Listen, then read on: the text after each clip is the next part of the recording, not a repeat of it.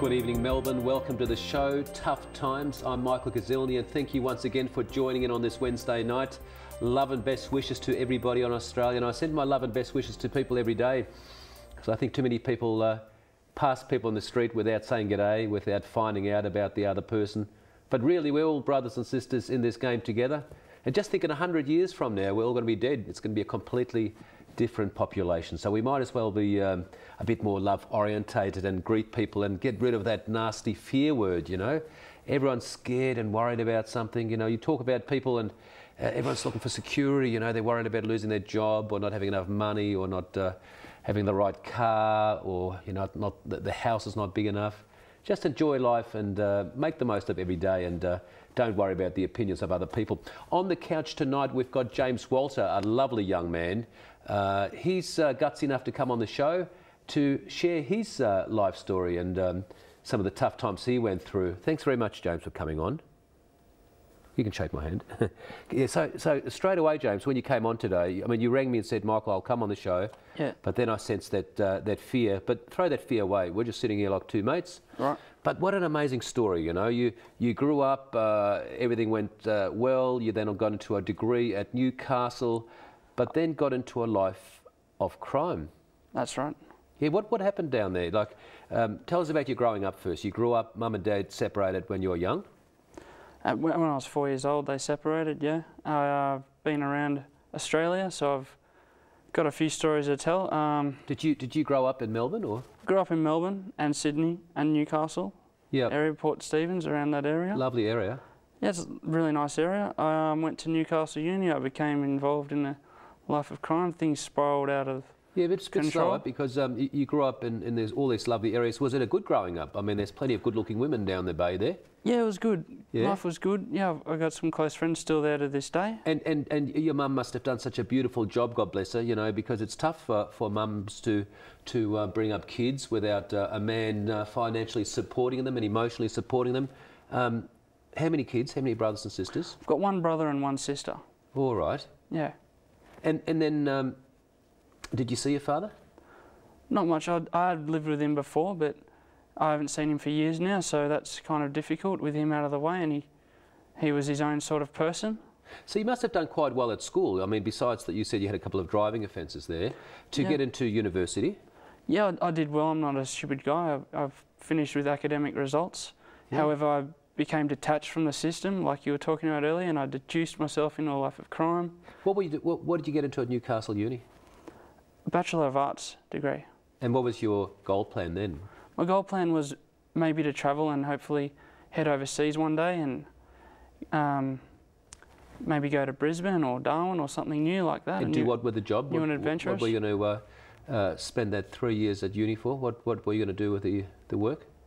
The work? I was hopefully going to get into business, creative business ideas and interactive sort of business. So you went there, bought yourself all the books, got yourself all set up to do this study plan. What went through your mind when you decided to break away from all that?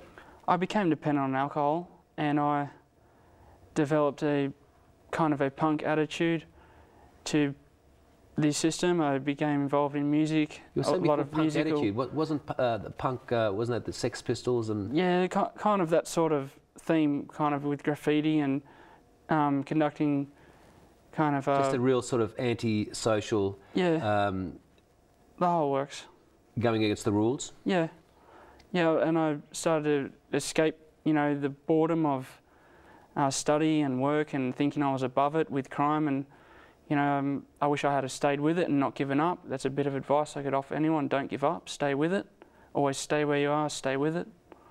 Yeah, that's really good advice, folks. Yeah. Stay where you are. Even you speak to some people, they've tried so many different things, you know, but I think once you're on that mountain, start climbing and make the most of that situation, because everyone in life gets given a deck of cards, you know, your plot of land, so to speak. We can't all come from wealthy families who've passed on millions and more millions and, you know, the successful family name. Some people just poor, and, you know, we grow up in a certain area and we just have to say, do what you can with what you've got where you are, and be your authentic self, and then make the most of your talents. And we've all got that special set of talents, and we've all got the music inside us. I think success is different for anybody. For me, success has always been trying to help people through the tough times, and I did that by joining the police force back in 1986 when I was a young fella. Before that, I got myself into my own trouble. I ended up in court a couple of times, but I turned my life around, and then I became a defence lawyer 15 years ago.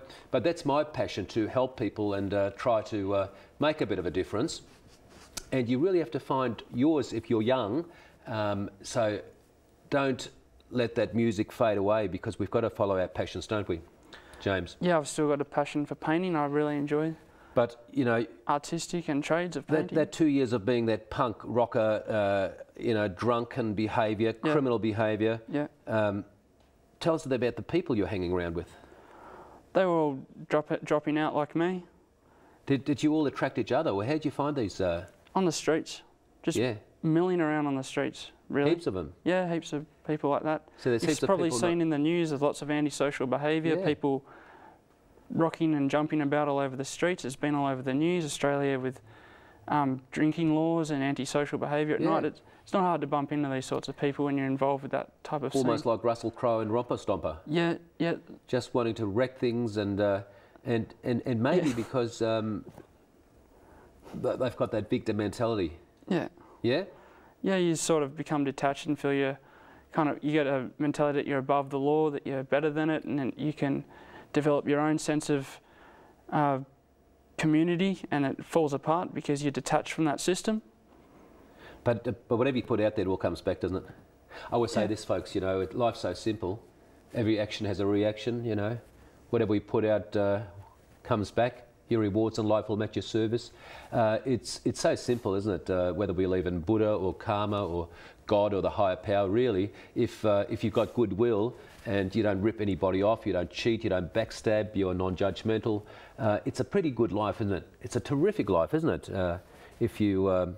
Success is always terrific for everybody. Success is terrific, that's the aim, success. And when you know you're becoming successful, you're getting to a point of success, it starts to feel better and better as you go along.